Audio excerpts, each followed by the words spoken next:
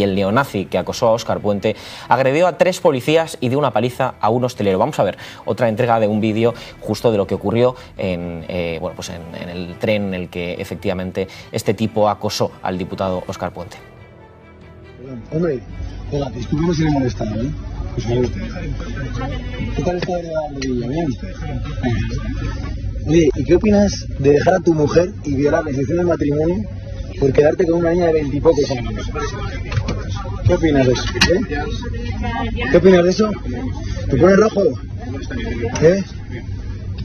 ¿Te pones rojo? No nos hagan una foto, sí. ¿Qué opinas de violar la institución del matrimonio para quedarte con una niña de 20 y pocos años? ¿Eh? Me da igual. Te estoy haciendo preguntas. ¿Eh? Y no he cometido ningún delito, que es nada más que hacerte preguntas. ¿Vale? Muévete. Este y este. Sí, vamos a ir todos. Bueno, pues ya abajo. No pasa nada. ¿No contestas nada?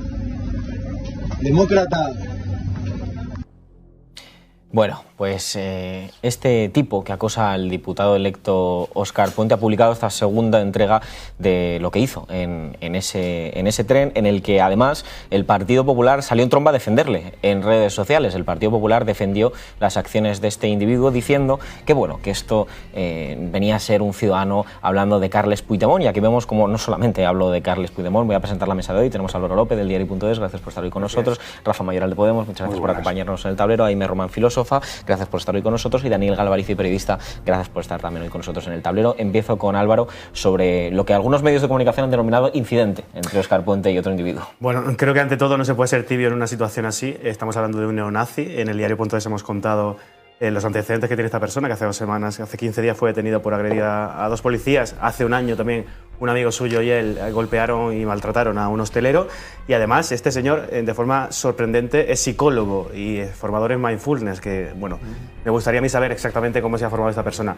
Dicho lo cual, más allá del chascarrillo, al final lo que estamos viendo es una escalada de violencia dentro de la política que viene siempre desde los mismos foros, desde la extrema derecha, y en este caso de la ultraderecha, porque estamos hablando de una persona que además etiquetó en los vídeos a otro agitador en las redes sociales, del que no vamos a dar su nombre porque precisamente viven de eso, pero al final es una forma de hacer política ultra, política nazi, que es básicamente señalar al contrario político, hacerlo en base a cuestiones que bueno, probablemente no tengan ningún peso ni ningún sentido real, pero hacerlo para generar una tensión innecesaria, una tensión que llegue a, quién sabe, a una escala de violencia aún mayor. A mí esto me preocupa especialmente, porque si esto ha sido capaz de hacerlo en la vista de todo el mundo, en un AVE, que por cierto se retrasó 1 hora por culpa de este orangután, pues ¿qué no va a pasar cuando alguien no les vea? Cuando se sientan con la potestad de grabar y pegar a un policía, como sucedió hace 15 días, porque también es la forma de actuar de este tipo de personas. Creen que grabándolo, creen que cometiendo delitos y haciéndolo palpable en una imagen, pues está todo resuelto.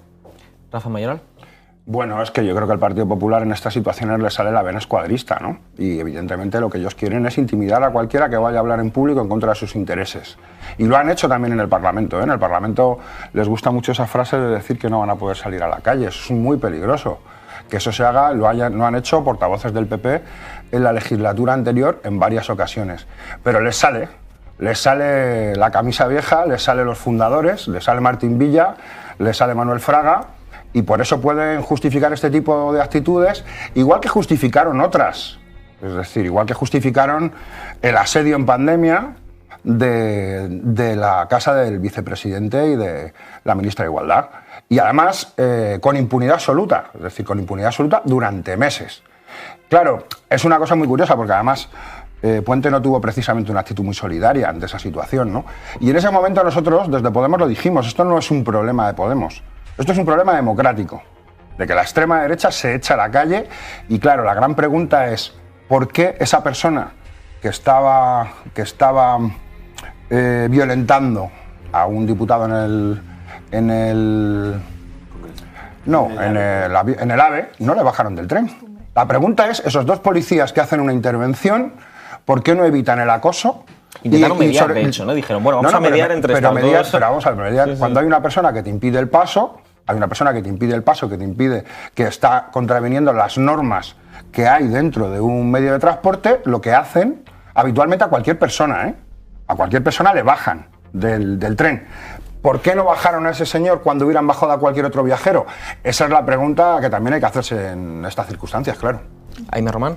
Bueno, en el momento en el que parece que la izquierda empieza a institucionalizarse, la derecha abandona su impostura moderada y el hay que respetar todas las opiniones en el libre mercado de las ideas y empieza a hacer uso del acoso y derribo, del acorralamiento, del hostigamiento, ¿no? Y creo que, bueno, esta situación pone también de relieve el papel que juegan, el papel fundamental que están jugando como actores políticos y generadores de opinión y la credibilidad y la autoridad epistémica que se concede a estas figuras, a estos agitadores de la ultraderecha, ¿no? Y de la derecha alternativa en redes, porque vimos que entrevistaron al neonazi en cuestión y al presentar su versión de los hechos se hablaba de cómo se desmontaba el relato de Óscar Puente y se conocía la realidad de los hechos, lo que realmente pasó, cuando pues simplemente eran las declaraciones de la otra parte, ¿no? Teníamos simplemente pues el testimonio del acusado. Entonces, no sé, nos reprochan que tendamos ante la duda a creer el testimonio de las víctimas porque es únicamente la palabra de una de las partes, ¿no? Que no significa tampoco necesariamente linchar a nadie sin pruebas, sino simplemente pues mostrar apoyo y no revictimizar, ¿no? Pero luego ellos no tienen problema en afirmar categóricamente que quien denuncia algo está amparándose. No sé, perdón, quería decir que ellos no tienen ningún problema en afirmar categóricamente que quien denuncia algo está mintiendo, amparándose o apoyándose únicamente en el hecho de que la otra parte niega los hechos, ¿no? Su único criterio de verdad o de justificación es qué tanto me sirve esto para reforzar mi relato. Y luego hablamos de sesgos, ¿no?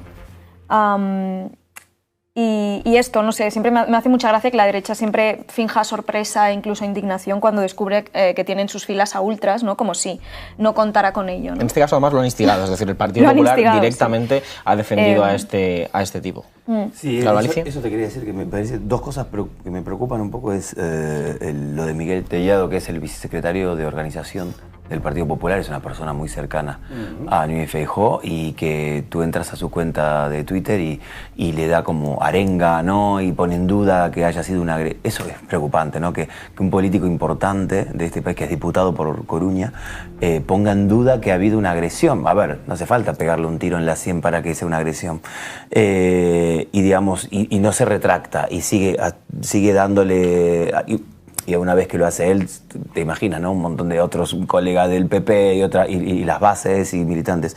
Otra cosa que me preocupa es también que la policía descarta que en el atestado policial se descartan agresiones o amenazas y destacan, de hecho, acá en The Objective ponen fuentes de la Policía Nacional en el explicado AF, o sea, citan un teletipo de F. Por supuesto, en el titular es así, luego aclaran que los policías reconocen que admiten que la violencia pudo haber ocurrido, la agresión, en un momento en que ellos no lo veían, y que la interventora del tren de Renfe que se acerca dice que no vio motivos como para que el pasajero fuera desalojado. Acá estamos viendo... Hay una cosa que es más importante todavía. Óscar Puente se va a dirigir en ese momento a una sesión fundamental en el Congreso de los Diputados. La Policía Nacional tenía la obligación de garantizar que ese diputado llegara a su hora, y esa persona estaba intentando impedir, por medios arteros, obviamente, como montar este espectáculo, que pudiera llegar a una sesión del Congreso. Eso, obviamente, sí que tenía que haber tomado una medida preventiva la Policía Nacional. No la interventora, o sea, la interventora también, pero evidentemente, la intervención en el tren. Pero la Policía Nacional, cuando una persona está intentando impedir que un diputado llegue al Congreso, tendrá que garantizar que llega, y además llega teniendo la integridad de poder desarrollar su actividad, que va a ser inmediata. Bueno, recordemos que en enero del 2020, antes de la investidura de Pedro Sánchez y Pablo Iglesias, hubo un diputado, el de Teruel existe, que tuvo que dormir en un hotel la noche anterior por las amenazas, ¿no? O sea, ¿qué vamos a esperar? Cuando ahora fin de octubre sea la investidura de Pedro Sánchez, vamos a tener que tener a 170 y pico de diputados encerrados en un hotel cerca del Congreso porque pasan estas cosas. Es preocupante, y sobre todo que el principal partido de la oposición ponga dudas sobre la agresión. No pone dudas. Están parando ese tipo de actitudes. Pero es que fíjate, en Murcia, cuando en medio del estado de alarma quemaron la sede de Murcia, quemaron una sede nuestra en esa comunidad autónoma, pusieron en duda que hubiera sido una agresión. Luego quedó acreditado, pero durante un tiempo incluso hubo medios de comunicación que intentaban decir que la habíamos quemado nosotros. Y no han tenido una calificación. Pero fíjate, la quema de la sede de un partido político de gobierno, que le queman la sede por hacer acciones de gobierno, y yo invito a que se busque lo que dice el Código Penal al respecto, eso no se va a calificar como terrorismo. Como terrorismo es echarle pintura a un yate, ¿no? No, lo que digo, mira la diferencia con lo que pasó en Madrid, que por supuesto también es repudiable, lo que hizo el concejal Biondi, ese nombre, con Almeida, ¿no? Y hubo una condena unánime, nadie dijo, bueno, no, le tocó un poquito, no, automáticamente se le pidió... Sí, pero Rafa Fernando está en el Pleno del Congreso. Rafa Fernando, que intentó agredir en un pasillo y que no lo agredió porque lo impidieron, porque en este caso, pues bueno, fue una actitud que evidentemente... No, después fue premiado como portavoz. Rompe la distancia, obviamente, pero una cosa es romper la distancia y otra cosa es intentar agredir. Bueno, pues ese agresor ha sido portavoz del Partido Popular en el Congreso, es decir, un representante de lo que viene a ser... Es que el problema que tenemos en España es que tenemos una derecha gorila. Tenemos una derecha gorila que además utiliza este tipo de cuestiones, pero no solo eso, sino que tiene sectores dentro del Estado que le permiten que este tipo de actitudes las puedan hacer con impunidad. Y también en algunos medios me preocupa que, digamos, cuando se ve, está muy bien ver lo que pasó en el Ayuntamiento de Madrid y decir, joder, condenable, que estas cosas, por ejemplo, lo que hace Miguel Tellado, estando en la cúpula, en la ejecutiva y siendo lo que representa para Feijóo, que nadie diga, hey, incluso hasta medios de derecha democráticos, porque acá me parece que ese es nos estamos acercando a un momento en donde ya, digamos... es que el problema que tenemos, yo vuelvo a... La derecha se ha trampizado de tal forma, Pero el problema es que cuando hablamos de memoria histórica, la importancia de la memoria democrática en este país es precisamente por eso, porque es que nuestra derecha no es una derecha democrática y se reivindica de la dictadura y del golpe del 36. Ese es el problema. Es decir, ellos, ojalá tuviéramos una derecha golista, pero esta es una derecha que tiene un concepto patrimonial del Estado, el Estado siempre ha sido suyo y siempre lo será. Y se ha trampizado mucho, ¿no? Ahí me pedía turno. No, iba a decir que, bueno, parece que lo lleve siempre a este terreno, pero creo que salvando las distancias se podrían incluso trazar algunos paralelismos entre la respuesta con la que suelen encontrarse muchas mujeres cuando denuncian acoso y la clase de descrédito y señalamiento que ha estado sufriendo Óscar Puente en redes. La luz de gas de, no, esto no ha ocurrido, o no es un acosador, quieres victimizarte y llamar la atención. Y en el momento en el que sale a la luz que efectivamente el susodicho tiene los antecedentes que tiene, entonces, bueno, sí, pero ¿hasta qué punto está justificado? ¿No? Es como que vamos moviendo el marco en función de... Álvaro. Sí. Bueno, hablabais de los medios de comunicación y yo quiero aportar una cuestión que creo que también es básica y explica muy bien el tiempo en el que estamos ahora mismo en la política nacional, y es que en el Congreso de los Diputados no se haya impedido la entrada de pseudos medios de comunicación, que ni siquiera lo son, sino de agitadores ultras, que al final son los que hacen de altavoz y potencian el mensaje de los nazis, de los neonazis que están, pues por desgracia, pululando en las instituciones de este país. Determinados seres que ya todos los días vemos, que el otro día, por cierto, Pachi López me parece que estuvo brillante omitiéndole una respuesta a uno de ellos, siguen yendo a la casa de todos los ciudadanos españoles y siguen utilizando las instituciones para su beneficio político ultra, insisto. Es especialmente grave que estas instituciones, que estos medios, por llamarlo de alguna forma, no hayan sido vetados, porque bueno, no creo que quepa la ultraderecha, bueno, sí cabe como partido político, pero no como medio de comunicación, porque los medios de comunicación son un medio esencial, una herramienta esencial para la formación de un país.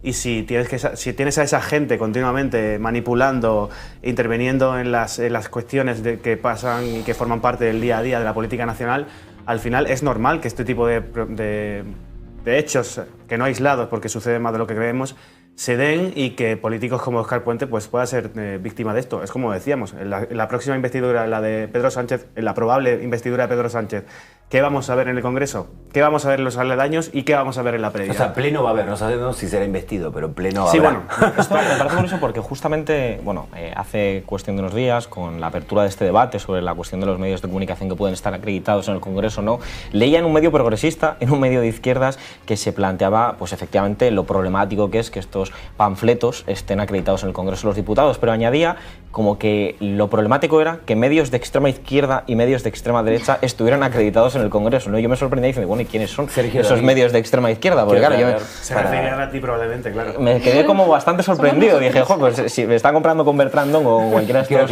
indeseables... Para la gente que no tiene por qué conocer cómo es en el Congreso hay diferentes tipos de acreditaciones también, ¿no? Hay una acreditación permanente, que es, por ejemplo, yo, que una vez la pedí y me la rechazaron, pasaron, porque...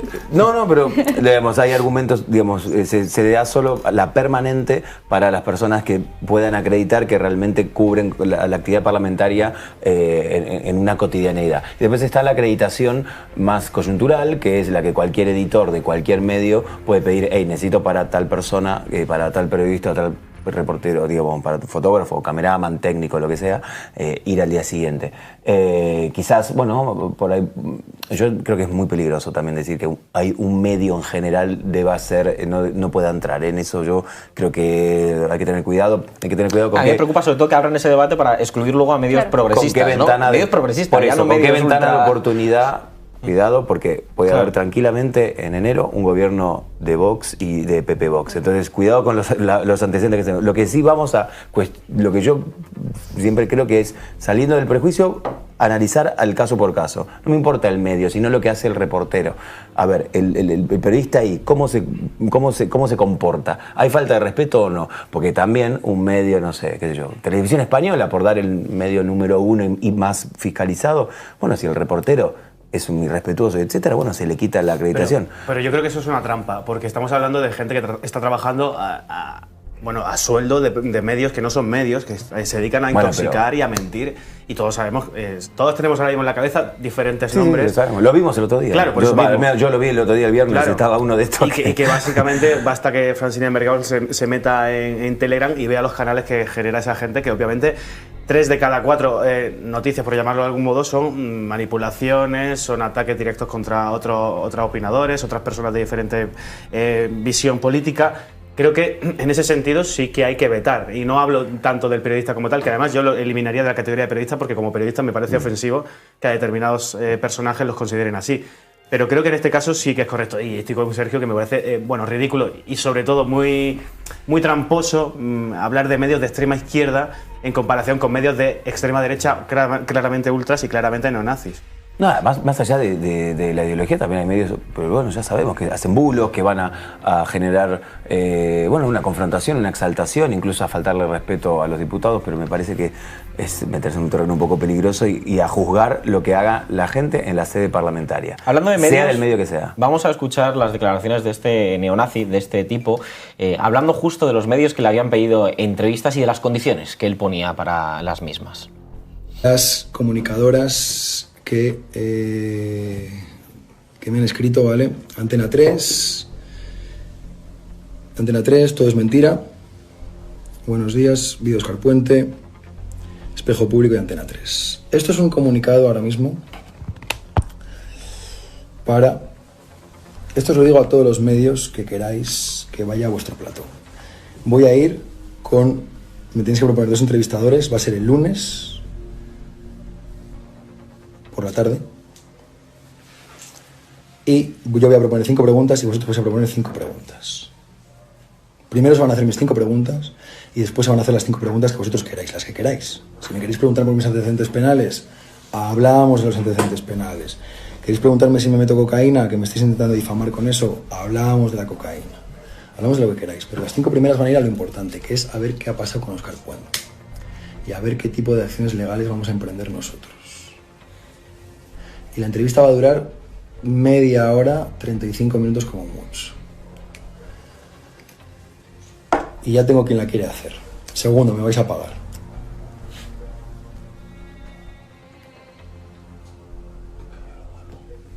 Porque yo lo valgo. Me vais a pagar, ¿vale? Así que ya estoy esperando vuestras ofertas. Queremos cheles, ¿vale? Como dice el Moraz. Y luego le pago el próximo disco al Moraz, que me encanta, Moraz. Moraz, me encantas. Eres un puto crack. Eres moro como yo y me encantas.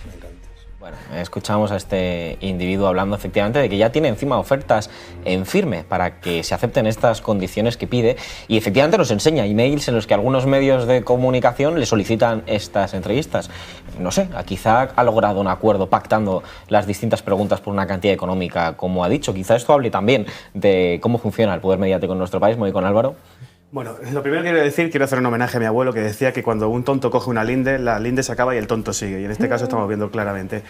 Y por otra parte, quiero resaltar la vergüenza como periodista que me da que determinados periodistas de medios de comunicación, presuntamente democráticos, le quieran dar voz a este personaje porque, además de querer dar información, además de que sucedan las cosas, de que los acontecimientos se den, también hay que tener una deontología profesional y no, amplificar el mensaje, amplificarle la voz a personajes como este, que precisamente es esto lo que buscan, que es que además, como vemos en el vídeo, él está señalando con nombre y apellidos porque son los correos electrónicos que recibe de determinados periodistas. A mí como periodista me da vergüenza, creo que como periodista deberemos rechazar este tipo de actitudes.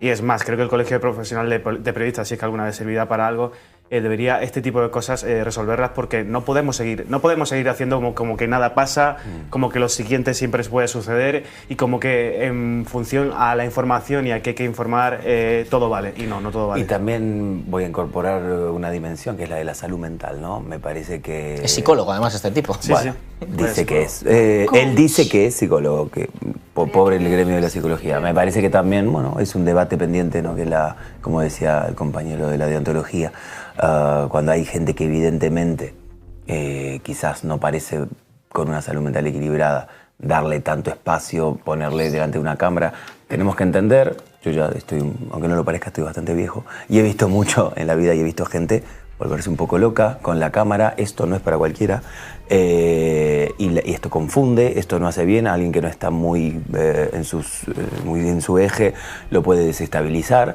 y entonces tú vas, y lo vemos con políticos muy importantes, un caso Javier Milei en Argentina, no sé, me parece preocupante que estaría, sobre todo en los medios audiovisuales, que tienen una amplificación como muy fuerte, porque encima con las redes sociales te hacen el corto del video, y él se cree que se hace un favor a sí mismo porque que se convierte en un Instagramer y con miles de seguidores, y en realidad se está autodestruyendo.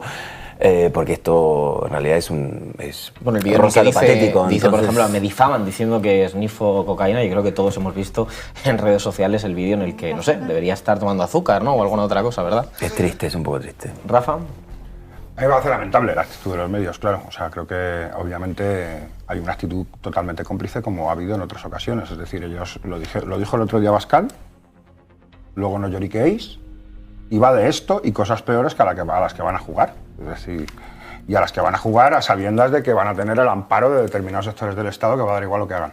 Y esa es la parte que me preocupa más, porque yo creo que eso es la parte que ha quedado pendiente y que sigue quedando pendiente a la hora de entender cómo podemos mejorar nuestra democracia. Y dentro del Estado tenemos un problema muy gordo. ¿Jaime? Nada, solo decir que parece que cuando la necesidad de obtener clics entra por la puerta, la deontología periodística sale por la ventana, ¿no? Que tengo la sensación de que al final muchos periodistas sienten la necesidad de, digamos, ajustarse o acomodarse a las demandas del algoritmo, igual que haría cualquier tuitero irresponsable, y no son conscientes de eso, de que tienen un poder, sí son conscientes, pero tenemos que poner más sobre la mesa esto, la necesidad de que los periodistas se deban también a unos criterios, a una deontología profesional que pasa por encima de obtener el clic. Lo veremos también cuando hablemos del incendio producido en Murcia, ¿no? Esta necesidad de obtener clics a toda costa, que hace incluso que explotes una tragedia de la forma en la que se está difundiendo ese audio. Y también una peligrosa legitimación de la violencia para con el sector de la izquierda, ¿no? Me parece ¿cómo sería el tratamiento en general de ¿no? Si en vez de Oscar Puente hubiera sido, Miguel Tellado o Borja Semper o algo así. No, la pregunta es, si hubiera llegado a Atocha, montado en el tren, si hubiera sido un diputado del Partido Popular, un diputado de Vox. Yo lo dudo. Me parece y en eso colaboran un poco, los medios colaboran, y también hasta me parece que colabora la izquierda, en una sensación, digamos, de no ser más exigente, en decir, no, esta es una línea roja, en donde nosotros, si te lo hacen a ti, lo vamos a condenar, y me acuerdo cuando fue lo de Albert Rivera, ¿no? Que cuando fue a provocar, porque fue a eso en la campaña del 2019, tú te acordarás, al País Vasco, y hizo un acto en donde le tiraban piedras, y algunas piedras, y los insultaban, etc. Y hubo condenas. Me acuerdo que el presidente del gobierno en ese momento, en funciones, también Sánchez, hizo un retweet, y hubo toda una polémica porque no había dedicado un tuit específico a condenar lo que le habían hecho a Albert Rivera. Y mira, y del otro lado se dejan pasar, como tú contabas, ¿no? Agresiones, y creo que ahí hay como una...